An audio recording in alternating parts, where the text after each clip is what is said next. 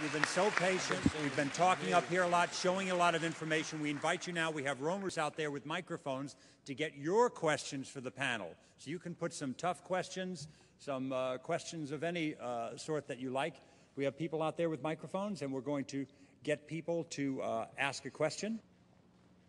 Where exactly are Rice and Powell in this whole dance? I only heard one person say something about Condoleezza Rice, but also Colin Powell, so those two. Powell did not want to go along with the program. And he was basically pressured to sell the war to sell the war on Iraq. He was in the White House at the time when post 9/11 they were trying to ride that terror wave into Iraq. There were a number of offices, and I'm sure many of you have heard of them. Within the administration, there was the White House Information Group with Condoleezza Rice and company, who were they were the messengers, and the messages were being formulated for them to send out at the same time to sell the war and the images of the mushroom clouds. And then there was the Office of Special Plans for cherry-picking intelligence and putting it together in a way, again, that would sell disinformation to the American public. And part of the Office of Special Plans was also to put pressure on high-level people in the CIA, the NSA, and even Colin Powell not to go along with the program. But unfortunately, he buckled. And he's trying to get Bob Woodward to sort of write his mea culpa in a sense. But he was a big man in a tight spot, and he did not, I think, acquit himself very, very well. He didn't stand up and call a halt to the madness. Rice took over as National Security Advisor with a different agenda. She's a Europeanist. She's an expert on the Soviet Union. Cold War, that's right. She was, and in a certain sense, I think is still mired in the Cold War. She came into the White House. She put down the issue of terrorism. The counterterrorism planning group, the crisis unit, which the Clinton administration had formed, she downgraded it. Richard Clarke, she demoted. The plan that he advised, she put on the file cabinet. That plan took then 9 months to get to the president's desk the day before September the 11th. We have just seen that the events of 9/11 were enormous, multifaceted, multi-step. My belief is that an operation of that enormity was probably in the works for many, many years. The fact that it happened on 9/11/2001 puts the Bush administration only 9 months into it. Prior to it, as we know, for 8 years, there was Mr. Clinton in the White House. What is, to the panel's mind, was Mr. Clinton's and his administration role in the events of 9/11? Who wants to take that? I would say that towards the end of the 1990s, you have the emergence of an oligarchical consensus that the entire U.S. ruling class, ruling elite, comes to see terrorism as the preferred means, indeed the only means, to provide social cohesion, to provide an enemy image for the society to keep it together. According to neocon theory from Carl Schmitt, you have to have an enemy image in order to have a society. They were concerned, of course, about world domination and geopolitics, the continuing Russian nuclear deterrent, the economic dynamism of China, which is rapidly overtaking the rest of the world, the demographic dynamism of the Islamic world. They were also concerned about the collapse of the monetary system, the fact that many countries are on the verge of dumping the dollar as a means of payment for oil, but also for many other things, for trade, and going to the euro or some other solution.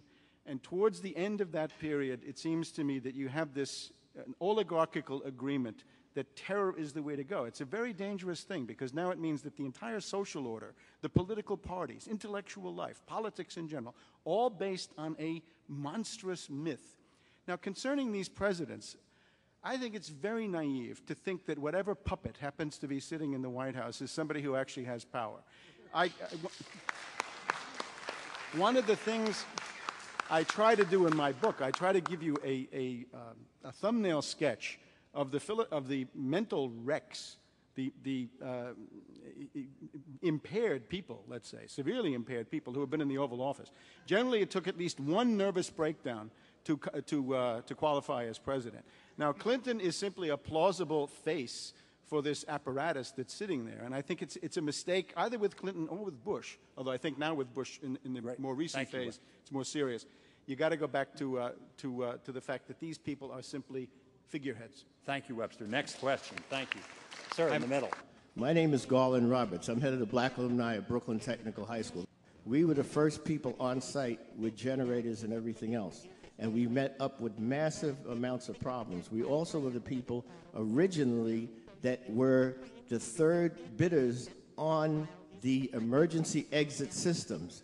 We personally knew the whole of the systems that go through the 2 World Trade Center, 7, and the hotel, and physically didn't need plans or anything else on site. They continuously tried to keep us from getting involved.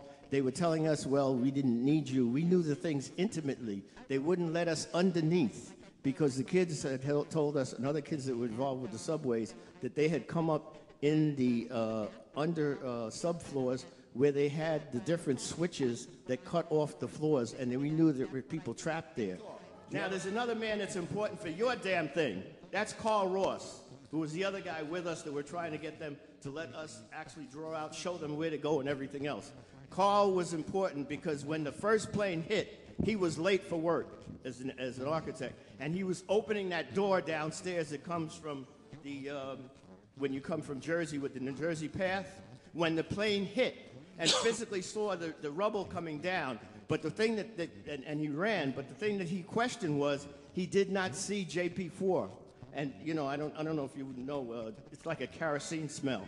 He didn't get any of that down into that lower section that would have been part of the main structure. And nobody's addressed that at all. How do you get these other things into somebody to investigate? I'm not the goddamn media. I tried. I went to congressmen. I went to senators. I was with McCain. I joined the Republican Party to fight the goddamn right wing. We have to ask, how did the lower parts of those buildings fail when they were cold steel and they had 100% of their structural integrity? And yet they fell. The North Tower fell faster than the speed of gravity. That simply is not possible. Alex Jones, the Road to Tyranny creator, said on his radio show through a Secret Service agent on Saturday, a week ago, the Secret Service agent testified that he and his fellow agents and his agency has known for years, plural, years, that the martial law in this country is supposed to be implemented starting November 1st. Before November 1st, they need to have a major catastrophe in order to get us to accept that without a major fight on their hands. What do all of you know about this horrible shit that's going on in our lives, and why has it taken so long for a panel like this that appears to be an honest panel for the most part? Why has it taken so fucking long for this to happen? At the beginning of June, I put out a release called Rogue Bush Backers Plan Super 9/11 False Flag Terrorist Attacks. And it essentially goes through the tremendous pattern of psychological warfare, terror demagogy, coming from the Bush administration, but also coming from Richard Clarke, martial law bureaucrat, Ted Koppel, the controlled media, and so forth. And what this points to, I think that the big turning point is Bush's speech of April 21st, because he'd been trading on terrorism before. In the 21st of April speech to the editors, he essentially said, there's going to be another round of terrorism, and we're going to make sure that Iran never gets a nuclear capability. Now, therefore, the great danger right now is a second wave of 9/11 style terrorism, 1 or 2 orders of magnitude beyond. In other words, the ABC realm, atomic, bacteriological, and chemical. What I did try to point out at the same time in that article was that there are countervailing forces. It's more or less this. If you get successful super 9/11 terrorism, in other words, a new wave, you will essentially be freezing the neocons, Wolfowitz, Rumsfeld, Cheney, and so forth, into power, especially in the Pentagon. Now, who is there in the society who doesn't like that? I think the U.S. Army, strangely enough, is a candidate for not liking that. We look at Iran. Iran is 4 times the size of Iraq. It has 3 times the population. It's intact. It hasn't been bombed. It hasn't been starved by years and years of sanctions. When you look at Wolfowitz, the Army looks at Wolfowitz and they say, Iran is a meat grinder. He wants to put it into it. Are we going to allow Wolfowitz to have a coup and set up a neocon fascist dictatorship in the United States? I think the answer is there are some who don't want it, and that's the so-called Israeli mole scandal in the Pentagon is a desperate attempt to try to freeze, to stop that network from starting a war with Iran. Webster, thank you very much, and thank you all for coming. Thank you for your passion and what you all saw and reported. We really appreciate it. Stick around and talk amongst yourselves.